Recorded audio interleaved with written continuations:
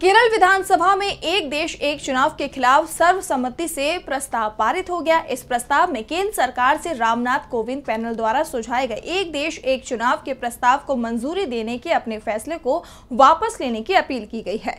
केंद्र सरकार इसी साल संसद के शीतकालीन सत्र में देश में एक साथ चुनाव पर बिल पेश करने की तैयारी में है। संसद के शीतकालीन सत्र में केंद्र सरकार एक देश एक चुनाव पर बिल पेश करने की तैयारी में है, जिसके खिलाफ अब केरल विधानसभा में सर्वसम्मति से प्रस्ताव पारित किया गया है। इस प्रस्ताव में केंद्र सरकार से रामनाथ कोविंद पैनल के सुझाए गए एक देश एक चुनाव के प्रस्ताव को मंजूरी देने के अपने फैसले को वापस लेने की अपील की गई है। सीएम पिनरई विजयन की ओर से राज्य के संसदीय कार्य मंत्री एमबी राजेश ने ये प्रस्ताव पेश किया। एमबी राजेश ने कहा कि ये प्रस्ताव देश की संघीय व्यवस्था को कमजोर करेगा और भारत के संसदीय लोकतंत्र को नुकसान पहुंचाएगा। एमबी राजेश ने इस कदम को असंवैधानिक बताते हुए इसे संवैधानिक मूल्यों के खिलाफ बताया।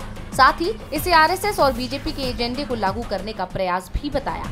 इस दौरान केरल विधानसभा में ये भी कहा गया है कि ये कदम अलोकतांत्रिक और असंवैधानिक है। माना तो ये भी जा रहा है कि अब एक एक करके तमाम गैर बीजेपी शासित राज्य एक देश एक चुनाव के खिलाफ विधानसभा में प्रस्ताव पारित करने वाले हैं। यानी विपक्ष ने शीतकालीन सत्र से पहले एक बार फिर बीजेपी सरकार को मनमाने फैसले लेने से रोकने के लिए कमर कस ली है। अब देखना होगा कि केंद्र सरकार सदन में इस बिल को पास करवा पाती है या एक बार फिर विपक्ष के दबाव में उसे ये बिल भी वापस लेना पड़ेगा।